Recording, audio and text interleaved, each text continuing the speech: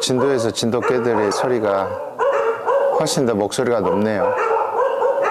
진돗개 소리를 배경음으로 놓고 얘기를 좀 풀어내야 될 것 같습니다.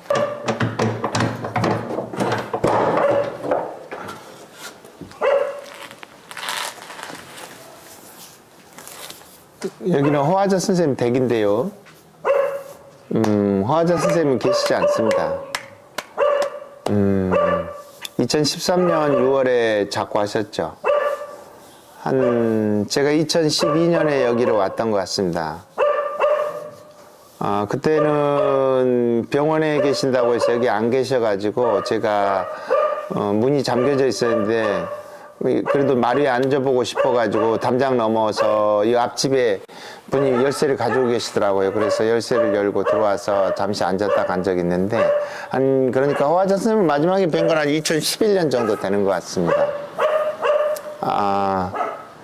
그 홍주를 빚어서 생계를 유지했고요. 그러니까 생계를 유지했다라는 게 홍주로 떼돈을 벌었던 얘기는 아니라는 거죠. 그리고 이제 무형문화재로 지정이 돼서 홍주를 취재하게 됐을 때에 이제 얼굴을 내미는 분이었죠. 사실 문화재로 지정되기 전에 홍주를 취재하기는 어려운 일이었습니다.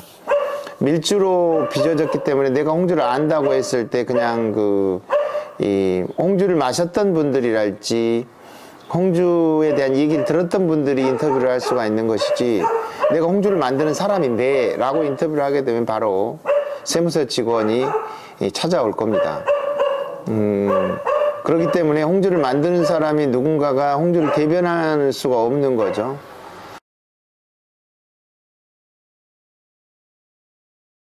마당에 지금 모과나무 한 그루가 진짜 치렁치렁 머리 손질하지 않는 저런 모과나무 한 그루가 있고 마당 가운데는 나무가 곱게 오르다가 이제 말년에 허리가 휘었네요. 허리가 휘인 허화자 선생님을 보는 것 같아요. 그래서 못생긴 매화나무와 저렇게 못생긴 매화나무가 있을까, 관리가 안 된 매화나무가 있을까 싶은데 뭐 혹 같은 것도 나 있는 것 같고 막 중간에 막 구멍이 일부러 판 것처럼 파이고 했는데 제가 저 나무를 보고 허화자 선생님을 보는 것 같아 가지고 군청 분들한테 저 나무 제발 베지 말라고 그렇게 얘기했더니 따님들도 저 나무 베지 말라고 그랬다고 합니다. 그리고 감나무 하나가 아직은 잎이 나지도 않고 살았는지 죽었는지 감감무소식인 그러지만은 감나무는 이 나무 줄기를 보면은 잘 아니까 이게 금이 짝짝 갈라져서 거북등처럼 갈라지는 그런 나무 줄기여서 감나무가 있는데요. 허화자 선생님하고 함께 살던 나무들이죠. 따님들이 이 집을 군에다 10년 임대를 해주면서 저 나무들은 좀 살려주세요 이렇게 얘기했던가 봅니다.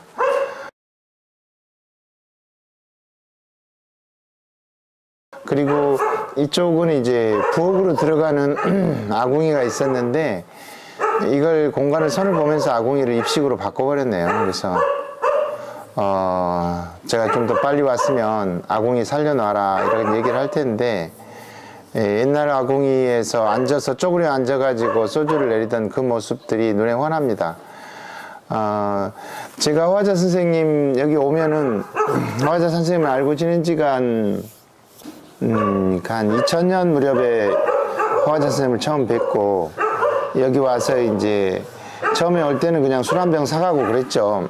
근데 이제 원체 당신이 막 기분이 좋으면 차라도 커피라도 한 잔 뭐 여기 다방 커피라도 이렇게 시켜주고 그러는데 당신이 바쁘고 그러면은 인터뷰 약속을 해도 서울에서 내려왔다 하더라도 가라고 합니다. 가라 나 못한다 그러고 욕하고 이제 그러기도 합니다. 그래서 기자들이나 이렇게 쩔쩔매고 그러는데 저는 이제 같은 종씨라고 저를 아껴주셨습니다. 그래서 오면은 얘기도 하고 제가 오면은 그 다음부터는 이제 소주 언제 내리냐 언제 내리십니까? 그러면 며칠 날 내린다. 그러면 소주 내리는 날 전날 제가 내려오는 거죠. 내려와서 아침 내일 소주 몇 시부터 내려요? 그러면은 몇 시에 올까요? 소주 내리기 위해서. 그럼 4시에 오라 그럽니다. 새벽 4시? 나 자야지. 저녁에 진도 왔는데 이렇게 뭐 술 한잔 마시거나 그러면 아침 일찍 못 일어나요.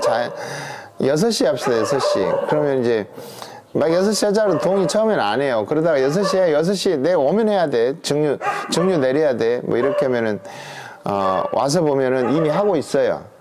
이 새벽에 깨가지고, 준비해가지고, 뭐 지가 있어야지 소주 내리는 것도 아니니까 뭐 내가 한다 해가지고 앉아서 이렇게 소주 내리고 있더라고. 어두운 새벽 동트기 전에 그렇게 하고 계셔서 옆에 앉아서 이제 소주 내리는 것들을 보는데요.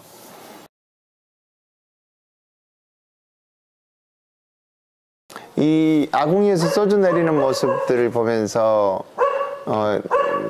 이제 직접 그런 걸 내리는 걸 해봐야 또 소주 내리는 것들을 어떻게 하는지를 알 수가 있는 건데, 이 소주 고졸이, 소주꼬리 주둥이가 깨지고 진짜 은박지로 막 땜을 한 그 날띠 낡은, 그러니까 아짐에 나이 들어간 아짐의 그 세월과 함께한 그 고졸이가 있거든요. 그 고졸이 주둥이도 깨져서 대나무로 반쪽을 쪼개가지고 얇게 누가 만들어주긴 한 것 같아요. 잘 다듬어진 걸로 해서 대나무를 이렇게 받쳐가지고 여기 이 지초 주머니가 있고 지초 주머니에 술이 떨어지면은 그 단지 안에 홍주가 담기는 거죠. 붉은색의 홍주가 담기는 건데, 그 처음에 이제 가마솥에다 술을 넣을 때 보면은 술을 넣고 소주꼬리를 올리고 시룹번을 하고 장작을 떼면 편하잖아요. 한 번에 다 되니까. 근데 이 뭉근한 불로 이렇게 숯불 같은 걸로 잔불로 이걸 천천히 끓여내야 되거든요. 센 불로 하면 술이 끓어서 넘쳐버려요. 소주꼬리 위쪽으로 넘쳐버리면 소주가 맑은 소주가 아니라 술을 망치게 되거든요. 그러니까 센 불로 안 하는 거죠. 그리고 술이 또 이 요과시설이 막 있어갖고 맑은 술로 요과를 하지를 않아요. 이게 그냥 거칠게 걸러가지고 끓이는 건데, 그러면 당연히 눌죠. 눌면은 탄내가 나죠. 탄내를 넷내라고 하죠. 넷내가 나는 건데, 그러면 하품이라고 치는 거죠. 그래서 소주 고리에다가 이렇게 술을 부어서 좀 한풀 끓여요. 그러니까 끓을 지점까지 조금 데피는 거죠. 술을 전체적으로 데펴요. 그러면서 주걱으로 좀 저어요. 왜냐면 눌지 않으라고. 근데 이게 한번 바글바글 끓기 시작하면 이제 눌지를 않게 되는 거죠. 그 끓어오르는 힘에 의해서 밑에 이제 가라앉아 있지를 않으니까 처음부터 끓여버리면, 데피면은 밑에 지게미가 가라앉으면서 그게 타지게 되니까 한번 끓을 지점까지 소주꼬리를 얹지를 않아요. 그래서 그러면 끓다 보면 보통 이제 이 물은 100도에서 끓고 알코올은 78.4도에서 끓고 메탄올은 65도 이 정도에서 끓거든요. 단백질은 이제 한 50도에서 익고 하는 건데, 이 메탄올이 65도에서 먼저 올라오기 때문에 보통 증류를 하면 이 초류를 조금 뭐 3% 정도, 1%, 3%, 5% 술에 따라서 조금 메탄올의 양이 많이 나오는 과실주 같은 경우는 조금 더 빼내는 거고, 1%에서 3% 정도 뭐 이런 정도의 처리를 좀 빼냅니다. 근데 그 메탄올이 이제 먼저 끓어오르니까 메탄올이 여기 가득한 거죠, 부엌에. 그래서 김이 가득 새요. 그래가지고 아짐이 마스크를 쓰고 증류를 하는 거예요. 다 귀신도 이제 숨 막히는 건 아는 거죠. 근데 마스크로 해결이 안 되는 거잖아요. 부엌은 어둡고, 그 부엌이 바닥이 흙은 이렇게 울뚱불뚱하고 만질만질 해가지고, 그리고 장작이 뒤에 쌓여있고, 제가 어렸을 때 외갓집에 갔을 때 그 오래된 그 집들의 부엌하고 동의를 했어요. 그래서 저는 이 공간으로 들어가면 소주를 내리고 있는, 아궁이에서 소주를 내리고 있는 화자 아짐을 볼 때 100년 전으로 돌아가는 것 같았어요. 조선시대에도 이렇게 소주를 내렸다. 옛날에도 이렇게 내렸다. 그 풍경이 감동적인 거죠. 저는 이 공간에서 그렇게 구현되기를 바랐는데 아쉽게도 입식으로 바뀌어져 있네요. 그 부분에 대해서까지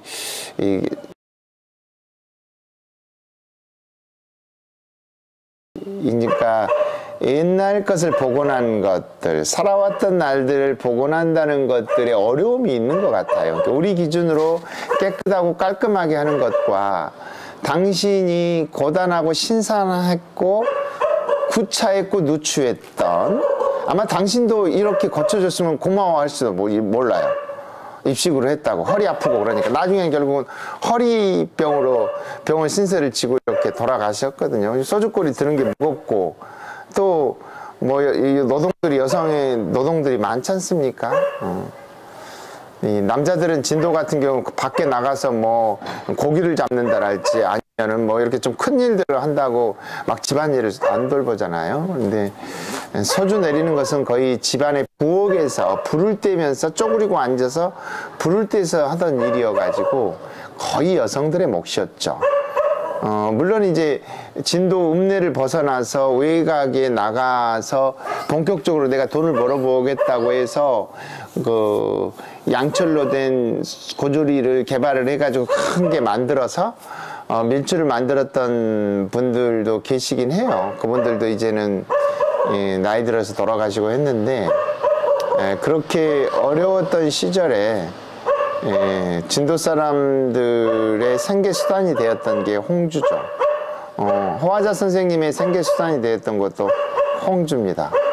그리고 이 마을은 쌍정리 마을에 한 8가구 정도가 홍주를 내려서 홍주 마을이라고 이렇게 그 소문도 나고 했던가 보던데요. 그래서 이 주변 분들과 진도 아내 분들께 해서 진도 홍주 보존회를 만들어서 운영을 하기도 했어요. 이게 개소리가, 여기가 바로 옆이 그 항구센터라, 진도 항구센터라 그래서 뭐 이렇게 했어요. 보신탕 아니고, 보신탕 집은 아니고 그 개 분양하는 집이 맞은편에 있어요. 그래가지고 개들이 제 소리가 계속 이렇게 나니까 이게 뭐 계속 이렇게 지저대네요. 그래서 배경음악으로 알고 그냥 들으셔야 될 것 같고,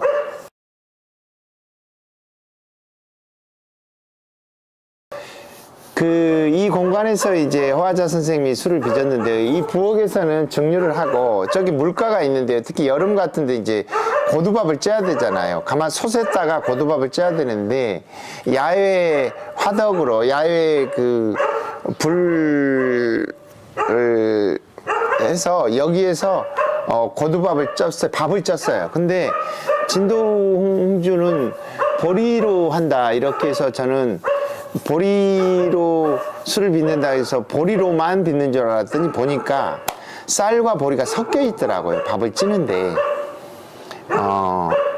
우리가 보리밥이라고 하면 보리밥 먹는다 그러면 보리 100%가 아니라 보리가 섞여 있는 밥을 보리밥이라고 얘기했던, 그냥 말로 하면은 보리만 100%인가 이렇게 했는데 그게 아니고 보리하고 쌀이 섞여 있더라고요. 여기 빚는 분들 보니까 보리가 한 20% 들어간다 뭐 이렇게 얘기도 하시는데, 사실 보리만으로도 빚을 수 있죠. 또 그런 분들도 계실 수 있고요. 왜냐하면 쌀은 귀하고 보리만 있다 그러면 보리로 해야죠. 그리고 보리 소주가 향기가 더 좋아요. 수율은 좀 떨어지겠지만. 그래서 진도 홍주의 재료의 차별성은 보리에 있다 이렇게 보시면 될 것 같고요. 누룩은 둥글게 누룩을 만들어 가지고 만든 다음에 통풍이 좀 되고 한데 있는 곳에다가 둬야 되는데, 이 공간 안에서는 이쪽이 지금 마당 앞쪽에 그 창고나 화장실이 있었거든요. 그건 조금 허름한 건물이어서 그냥 밀어버렸어요. 여기 이제 야외에 한 대 체험장 화덕을 이렇게 만들 예정인가 보는데, 저쪽 안쪽에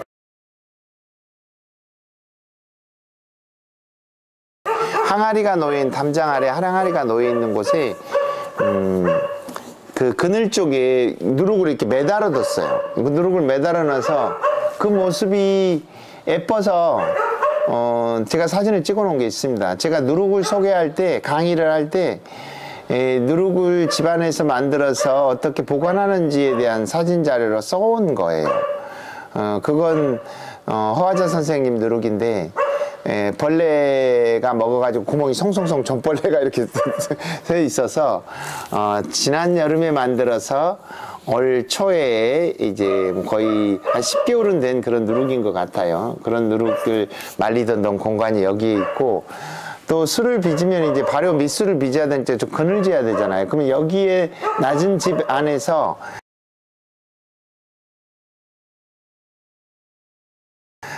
지금은 뭐 얘기할 수 있습니다만은 이제 그걸로 생계 수단하다니까 막 다라이에다 했어요. 빨간 다라이에다가 해가지고 그 다라이가 지금 저기에 있긴 있는데, 그리고 은박지로 싸져 있네요. 여기 다라이가. 그건 온도를 보존하기 위해서 술독으로 쓰기 위한 거였다는 것들을 정확하게 보여주고 있는 거예요. 그래서 그런 돌아가신 지 10년이 지났는데도 그 물건들이 아직 그 흔적들을 볼 수 있어서 아쉽기도 하고 좀 마음이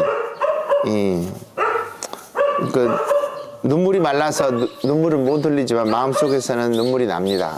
좀 생각을 하면 세월이 가니 사람이 어떻게 남아있을 수가 있나요? 근데 이제 홍주에 대한 기억과 그분 허화자 선생님 아짐에 대한 추억들을 홍주가 있기 때문에 또 이렇게 얘기할 수 있다는 점에서 제가 홍주에 고마움을 표해야 될지, 허화자 선생님한테 고마움을 표해야 될지, 또 이 집을 또 유지시키겠다고 한 진도군의 마음에 고마움을 표해야 될지, 뭐 여러 그런 부분들에 다 고마움을 표합니다.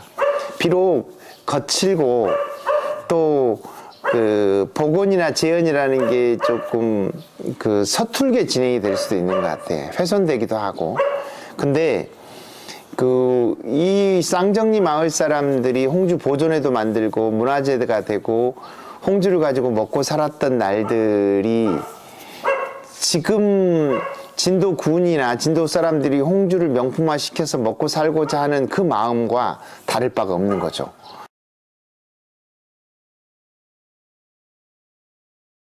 지금 사람들은 홍주를 가지고 어떻게 일자리를 만들 것인가, 진도를 얘기할 것인가, 진도를 사람들한테 다시 찾아오게 할 것인가, 소득을 올려서 이 진도에 머물면서 살아가는 사람들이 좀 더 복되게 유복하게 살아가게 할 것인가의 수단으로, 도구로 지금 홍주를 생각하는 거잖아요. 그 마음은 허화자 선생님도 동의를 했고요.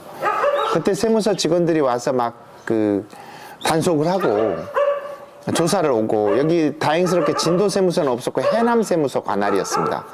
진도 해남에 있는 세무서 직원들이 예전에는 배 타고 들어와 가지고 여기서 이제 단속을 하고, 뭐 지금도 그런 단속을 이루어질 수 있습니다. 근데 그러면서도 술을 내리면서 살아왔던 진도 사람들의 삶들이 홍주 속에 담겨 있는 거죠. 그래서 좀 더 매력적인 홍주로, 경쟁력 있는 홍주가 되었으면 좋겠다. 그러니까 홍주를 먹고 기분이 좋았다는 얘기를 더 많이 하는 사람들이 생겼으면 좋겠어요. 근데 이제 그런 이야기들이 함께, 홍주 속에 담긴 이야기들이 함께 술잔과 함께 놓였으면 좋겠다, 이런 생각이 듭니다.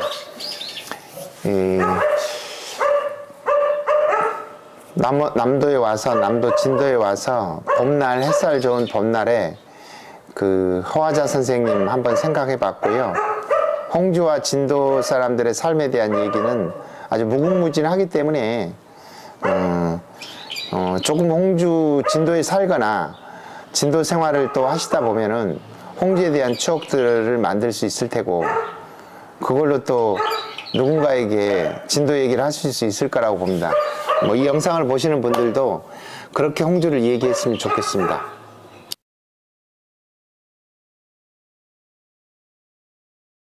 지금 진도 홍주 제주장을 돌아다녀 보면은 철근 판넬 구조로 지어져 있어요. 그리고 감압식 중류기를 쓰고, 500리터짜리 감압식 중류기를 쓰고 있고요. 진공식 감압 중류기를 쓰고 있고요. 스테인리스 발효통을 쓰고 있죠. 가능하면 큰 거, 뭐 1톤짜리 정도를 쓰고 있고요. 여과기를 써서 증류를 하는 거죠. 지금 진도대교 근처에 있는 대대로 홍주에서부터 시작해서 저쪽 바다 끝에까지 끝에 있는 보면 전부 500리터 감압식 증류기를 쓰고 있어요. 그건 진도 홍주일까? 지초가 내려 지초를 통과해서 붉은색이 되어오는 소주는 홍주일까? 홍주긴 하죠. 어찌 보면은 예전에 허화자 선생님이 소주거리랄지 이런 것에서 내렸던 소주보다 훨씬 더 품질이 좋은 소주라고 보여지긴 합니다만은 진도홍주 7기 제주장에 가갖고 진도홍주의 옛 모습을 볼 수가 없어요. 거기는 이제 산업화의 길로 고개를 넘어온 거고요. 그렇다면 진도 사람들이 예전처럼 소주를 내렸던 삶의 문화를 어떻게 볼 수 있을 것인가에 대해서 진도 군이나 진도 사람들이 고민하는 것 같아요. 이 허화자 선생님의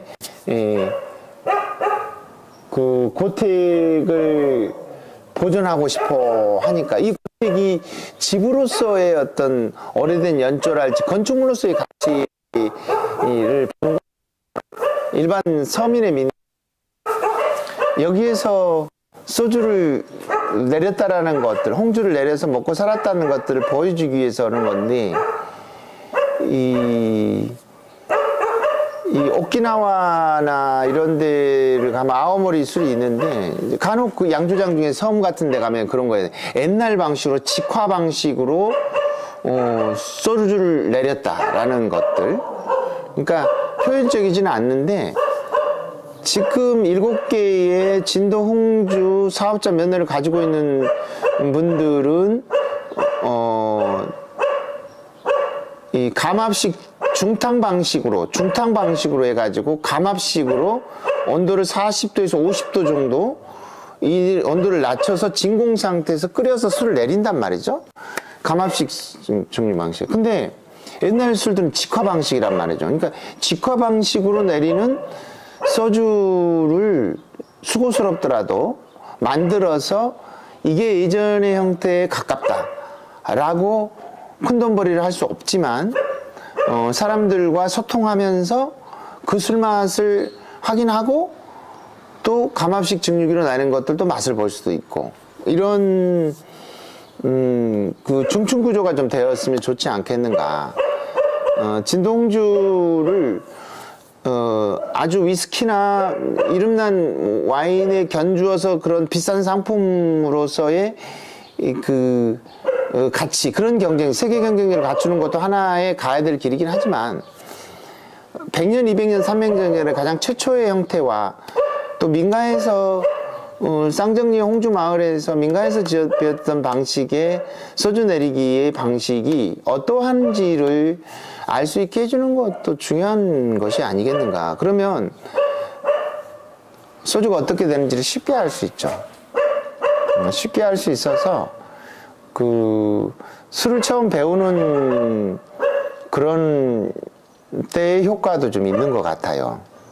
마치 실험실을 바깥으로 내놓은 것 같은 그런 점에서 그 홍주 학교를 한다랄지 홍주 체험관을 한다 그럴지 추구해야 될 바는 상업양조를 하는 팀들하고 분명히 다른 점이 존재하는 거죠. 직화 방식이랄지 또 옹기 고조리를 좀 활용을 하되 고조리에 대한 개선 방법들을 여기에서 계속 논의해 갈 수 있다랄지 또 고조리 형태를 띠되 뭐 열전도율이 좋은 동 알람빅이 그러한데요. 그런 알람빅도 여러 가지 형태로 진화를 한단 말이죠. 우리는 흙으로 구워가지고 소주꼬리를 만들었는데 유럽은 동을 써가지고 조금 더 열전들이 좋은 그런 것들을 써서 민가에서 진행했던 부분들인데 그리고 이제 오키나와나 이렇게 남방 쪽에서는 목통을 썼죠. 목통을 써서 원시적인 형태를 하고 몽골을 가면 가마솥 같은 데다가 뭐 양쪽이 뚫린 통으로 해서 다시 또 냉각 하는 대야를 얹어가지고 하는 아주 간단한 방식의 소주를 내리는 방식들이 있는데, 그게 이제 관광단지 안에서 그런 방식으로 소주를 내려서 누룩도 직접 만들고 음식점 대신에 그걸 하는 음식점 같은 공간 안에서 그렇게 술을 만들어서 파는 그 분들을 중국 소수민족, 제가 묘족 마을에 갔을 때도 그 본 적이 있어요. 이제 홍주가 관광 콘텐츠와 어떻게 만나야 되느냐, 이런 부분에 있어서 좀 더 디테일하게 섬세하게 여러 갈래를 만들게 된다면, 요즘 그 오너 셰프들 있지 않습니까? 1인 창업하는 오너 셰프들이 자기가 만들고 자기가 손님하고 대화도 나누고 그분들과 함께 술 마시고 노래도 부르고 즐기는 거. 그러니까 내가 지배하는 어떤 공간들을 가지고 있고 내가 지배하는 상품과 음식을 가지고 있다라는 것들이 가지고 있는 매력, 이것은 어찌 보면 우리가 그 돈을 벌어서 누군가하고 누리고자 하는 그 공간이 아니겠는가. 돈을 벌기 위해서 그 공간을 하는 게 아니라 돈을 벌어서, 아니면 내가 시간이 나서 언젠가는 나는 그런 공간들을 마련하고 싶다. 내가 좋아하는 사람들과 내가 차려낸 음식을 내놓고 함께 즐기고 싶고, 거기에 뭐 진도 아리랑이 흘러나온다랄지 진도 소리가 있다랄지 또 좋은 음식이 있고, 이런 그 삶의 공간으로 진도가 새로 오는 사람, 새로운 젊은 세대들에 의해서 해석이 된다고 한다면, 진도 홍주야말로 진도의 문화를 옛사람들과 앞으로 다가올 사람들을 이어주는 흥미로운 그 세대와 세대를 이어주는 줄일 수 있다. 그게 진도가 가지고 있는 자산이지 않을까. 그래서 저는 진도 홍주를 가지고 그렇게 해석해주는 분들이 나왔으면 좋겠어요.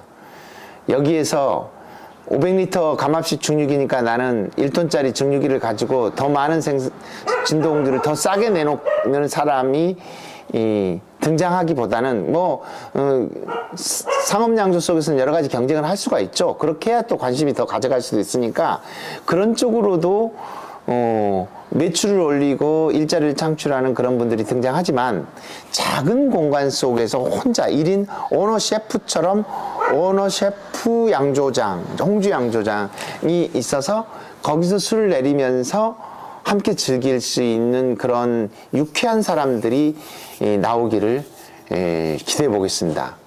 제 말이 길어져 가지고 진도 개들이 지쳐 가지고 이제 짖지도 않네요. 잠깐 조용한 상태에서 말을 마무리하도록 하겠습니다. 네, 진도에 오시면 다양한 홍주 맛보시고요. 홍주 만드는 이제 기술도 관광 상품 안에 들어와서 외지 사람이든지 아니면 진도에 거처하는 사람들도 홍주를 배워서 여러 가지 아이디어가, 홍주에 얽힌 아이디어가 많이 나왔으면 좋겠습니다. 감사합니다. 개가 짖네. 다시 개가 짖는 박수 소리를 제가 내봅니다.